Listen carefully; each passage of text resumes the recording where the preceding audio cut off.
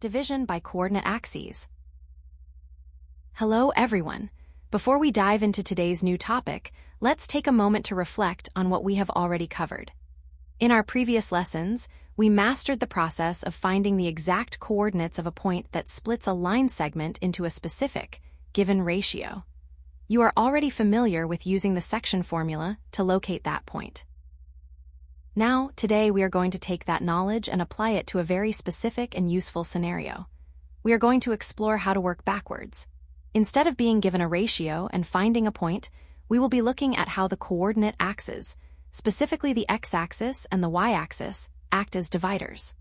Our goal will be to determine the exact ratio in which these axes divide a line segment that connects two given points. It's a practical application of the concepts you've already learned, and it's a vital skill for solving more complex coordinate geometry problems. Understanding the concept. Now that we've established our goal, which is to find the ratio in which the axes divide a line segment, let's dive into the core concept. Imagine you have a line segment connecting point A with coordinates x1, y1, and point B with coordinates x2, y2. If this line segment crosses either the x-axis or the y-axis, that axis acts like a divider, splitting our segment into two distinct parts. Our task is to find the mathematical ratio of these two parts. To do this successfully, we need to remember two fundamental properties of the coordinate plane that will serve as our secret weapons for solving these problems. First, let's look at the y-axis. Think about any point that sits exactly on the vertical y-axis. Because it hasn't moved left or right from the center, its x-coordinate, also known as the abscissa, must be exactly 0. So, if we assume the y-axis intersects our segment at a point P, we can immediately conclude that the coordinates of point P will be 0, y. Second, let's consider the x-axis. Similarly, any point sitting on the horizontal x-axis has not moved up or down from the center, meaning its y-coordinate, or the ordinate, is equal to 0. Therefore, if the x-axis divides our segment at point P, the coordinates of that point P will be x, 0. Keeping these zero-value properties in mind is crucial, because, as we will see in the next slide, they allow us to use the section formula to solve for our unknown ratio. Using section formula. Now, you might be wondering how we actually put these two ideas together.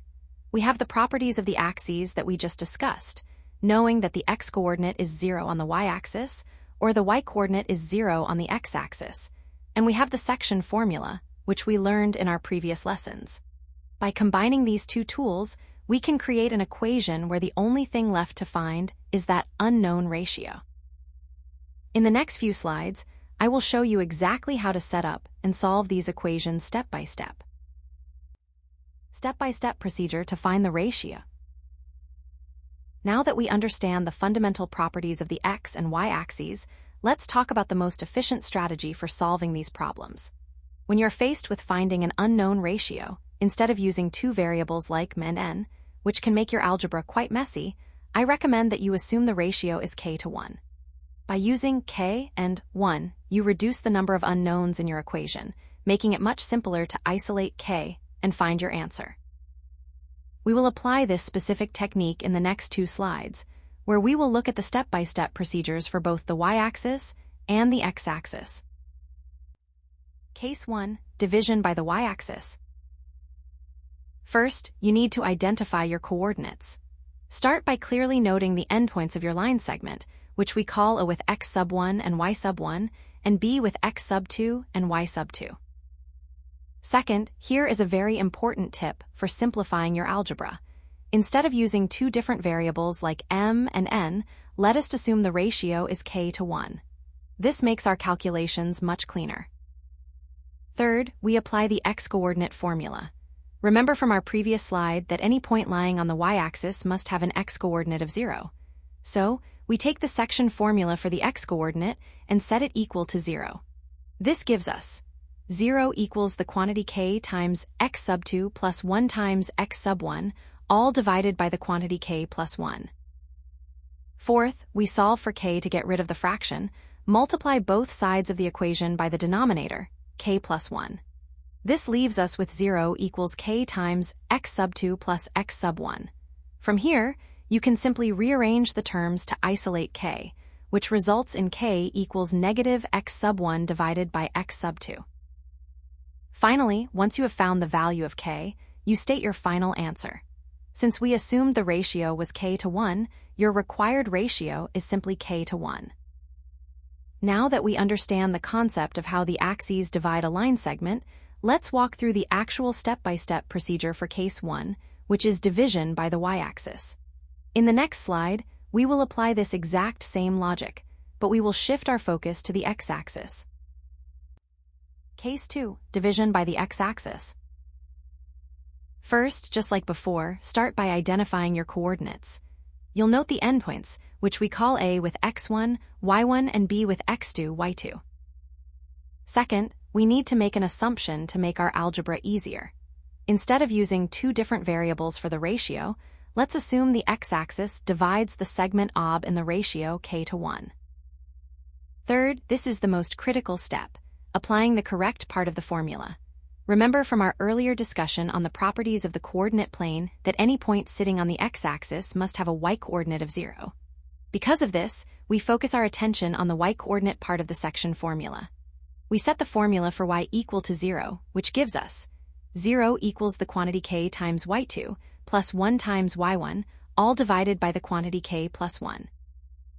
Fourth, we solve for our unknown, k to clear the fraction, multiply both sides of the equation by the denominator, k plus 1. This leaves us with 0 equals k times y2 plus y1. To isolate k, we simply rearrange the terms, which results in k equals negative y1 divided by y2. Finally, once you have calculated the value of k, don't forget to state your final answer in the proper ratio format, which is k to 1. Now that we have mastered how to find the ratio for the y-axis in the previous slide, let's look at the mirror image of that process. Case 2, which is division by the x-axis. Finally, once you have calculated the value of k, don't forget to state your final answer in the proper ratio format, which is k to 1. Keep this logic in mind, because in the next slide, we are going to put this exact step-by-step method into practice with a real-world engineering example. Real-world application example. Now that we have mastered the theoretical steps for both the x-axis and the y-axis, let's apply this knowledge to a practical, real-world scenario to see how it works in action. Imagine a city planner is tasked with designing a straight underground utility pipe that connects two different stations. Station A is located at the coordinates -2, 4, and Station B is at 3, -6. In this city, there is a major north-south dividing road that we can represent mathematically as the y-axis. The planner needs to calculate the exact ratio in which this dividing road splits the utility pipe. Let's walk through the step-by-step solution together. First, we identify our given values. We have our two endpoints, point A with x1, y1 equal to -2, 4, and point B with x2, y2 equal to 3, -6. Because the problem specifies that the dividing line is the y-axis, we must remember the property we discussed earlier. The x-coordinate of our intersection point, let's call it point P, must be 0. Second, following the efficient method we learned in the previous slides, we assume the ratio in which the y-axis divides the segment is k to 1. Third, we apply the section formula specifically for the x-coordinate. The formula for x is equal to the quantity k times x2 plus 1 times x1, all divided by the quantity k plus 1. Now, we substitute our known values into this equation. This gives us 0 equals the quantity k times 3 plus -2, all divided by the quantity k plus 1. Fourth, we solve for our unknown, k to simplify. We multiply both sides of the equation by the denominator, which is the quantity k plus 1. This leaves us with 0 equals 3k plus -2, which is the same as 0 equals 3k minus 2. By rearranging the terms, we get 3k equals 2, and dividing both sides by 3, we find that k equals 2 over 3. Finally, we reach our conclusion. Since we defined our ratio as k to 1, and we found k to be 2 over 3, our ratio is 2 over 3 to 1.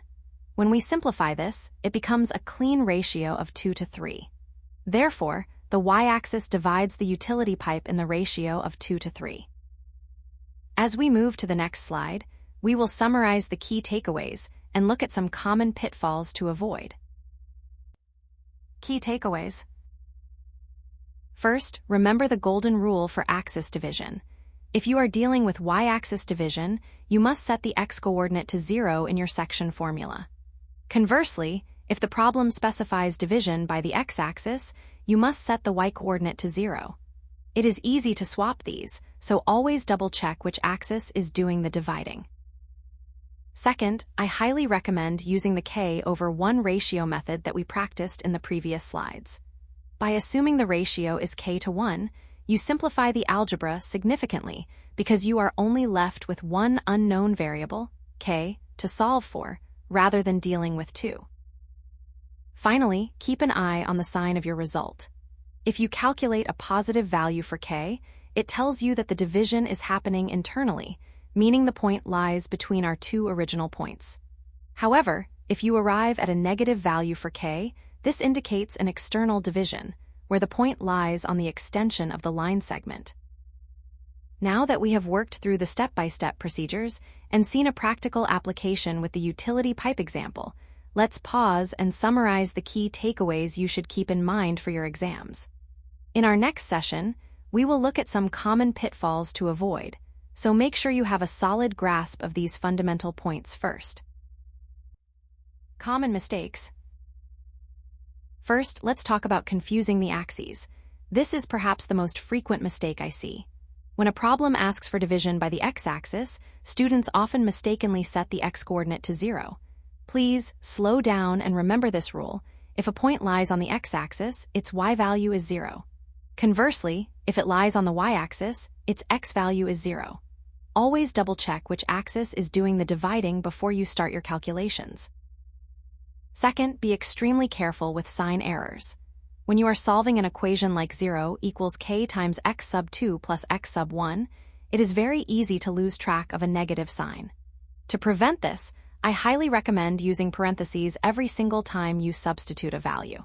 For instance, if you are substituting a negative 2, write it as k times 3 plus open parenthesis, negative 2 close parenthesis. This small habit will save you from much larger algebraic headaches later on. Finally, pay attention to your final ratio format.